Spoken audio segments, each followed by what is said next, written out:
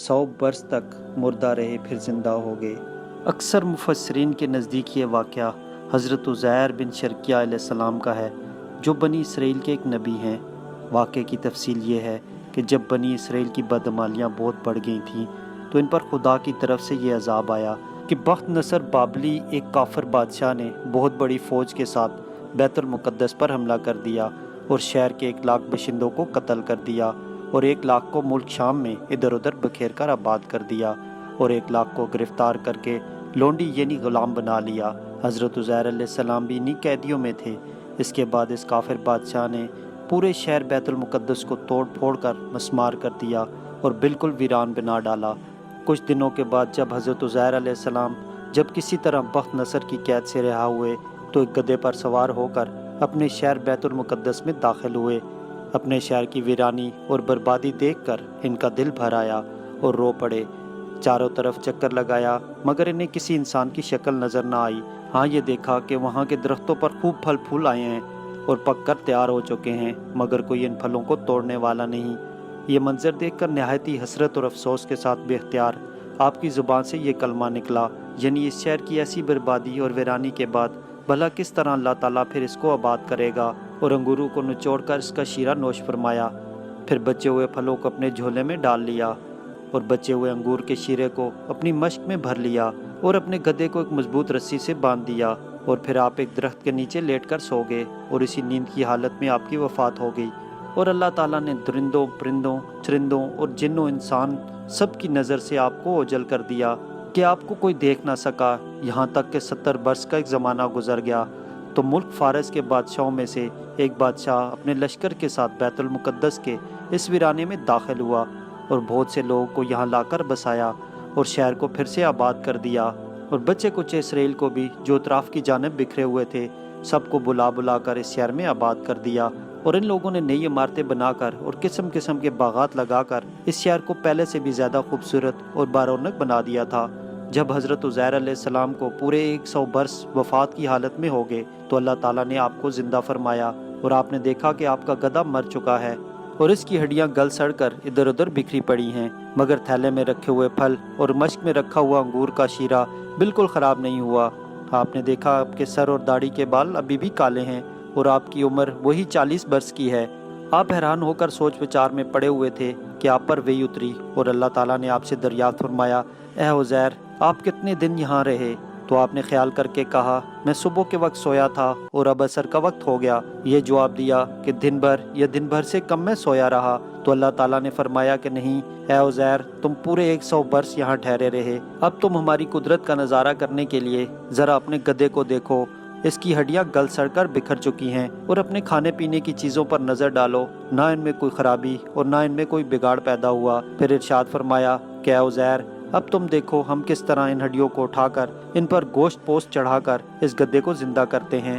اور چنانچہ حضرت عزیر علیہ السلام نے دیکھا کہ اچانک بکھری ہوئی ہڈیوں میں حرکت پیدا ہوئی اور ایک دم تمام ہڈیاں جمع ہو کر اپنے اپنے جوڑ سے مل کر گدھے کا ڈھانچہ بن گیا، اور لمحہ بھر میں ڈھانچے میں گوشت پوست بھی چڑھ گیا اور گدھا زندہ ہو کر اپنی بولی بولنے لگا۔ یہ دیکھ کر حضرت عزیر علیہ السلام نے بلند آواز سے کہا، میں خوب جانتا ہوں اللہ سب کچھ کر سکتا ہے۔ اس کے بعد حضرت عزیر علیہ السلام شہر کا دورہ فرماتے ہوئے اس جگہ پر پہنچ گئے جہاں 100 برس پہلے آپ کا مکان موجود تھا، اور نہ کسی نے آپ کو پہچانا اور نہ آپ نے کسی کو پہچانا۔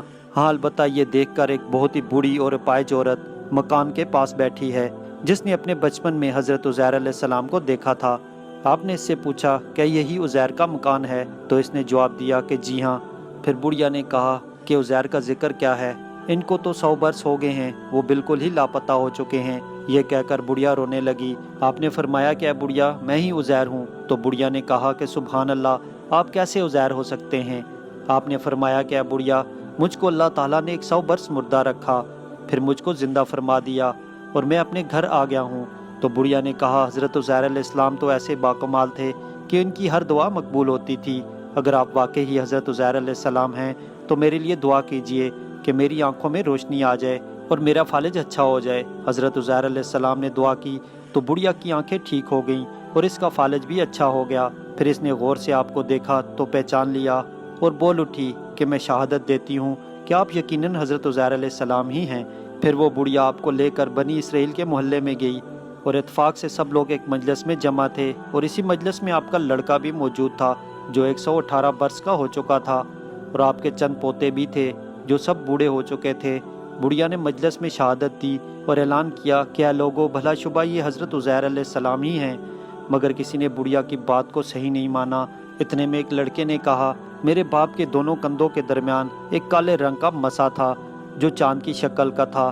چنانچہ آپ نے اپنا کرتا اتار کر دکھایا تو وہ مسا موجود تھا۔ پھر لوگوں نے کہا کہ حضرت عزیر علیہ السلام کو تو تورات زبانی یاد تھی، اگر آپ عزیر ہیں تو زبانی تورات پڑھ کر سنائیے۔ آپ نے بغیر کسی ہجک کے فوراً پوری تورات پڑھ کر سنا دی۔ بخت نصر بادشاہ نے بیت المقدس کو تباہ کرتے وقت 40,000 تورات کے عالموں کو چن چن کر قتل کر دیا تھا اور تورات کی کوئی بھی جلد اس وقت زمین میں باقی نہیں چھوڑی تھی۔ اب یہ سوال پیدا ہوا کہ حضرت عزیر نے جو تورات پڑھی ہے صحیح ہے یا نہیں؟ تو ایک آدمی نے کہا، میں نے اپنے باپ سے سنا تھا کہ جس دن ہم لوگوں کو بخت نصر کے بادشاہ نے گرفتار کیا تھا، اس دن ایک ویرانے میں ایک انگور کی بیل کی جڑ میں تورات کی ایک جلد دفن کر دی تھی۔ اگر تم میرے دادا کے انگور کی جگہ کی نشاندہی کر دو تو تورات کی ایک جلد برآمد کر دوں گا۔ اس وقت پتہ چل جائے گا کہ حضرت عزیر نے جو تورات پڑھی ہے وہ صحیح ہے یا نہیں۔ چنانچہ لوگوں نے تلاش کر کے اور زمین کھود کر تورات کی ایک جلد نکال لی تو حرف بے حرف حضرت عزیر کی زبانی یاد کی ہوئی تورات کے مطابق تھی۔ یہ عجیب و غریب اور حیرت انگیز ماجرا دیکھ کر سب لوگوں نے ایک زبان ہو کر کہنا شروع کر دیا کہ بے شک حضرت عزیر یہی ہیں اور یقیناً یہ خدا کے بیٹے ہیں۔ چنانچہ اسی دن سے یہ غلط عقیدہ یہودیوں میں پھیل گیا کہ معاذ اللہ حضرت عزیر خدا کے بیٹے ہیں۔ چنانچہ آج تک دنیا بھر کے یہودی اسی باطل عقیدے پر جمے ہوئے ہیں کہ حضرت عزیر علیہ السلام خدا کے بیٹے ہیں، معاذ اللہ۔ آپ تمام دوستوں سے گزارش ہے جنہوں نے ابھی تک میرے چینل کو سبسکرائب نہیں کیا، میرے چینل کو سبسکرائب کریں اور گھنٹی کے بٹن کو بھی دبا دیں تاکہ میرے آنے والی نیو ویڈیو آپ تک سب سے پہلے پہنچ سکے۔ جزاک اللہ خیر۔ السلام علیکم ورحمۃ اللہ وبرکاتہ۔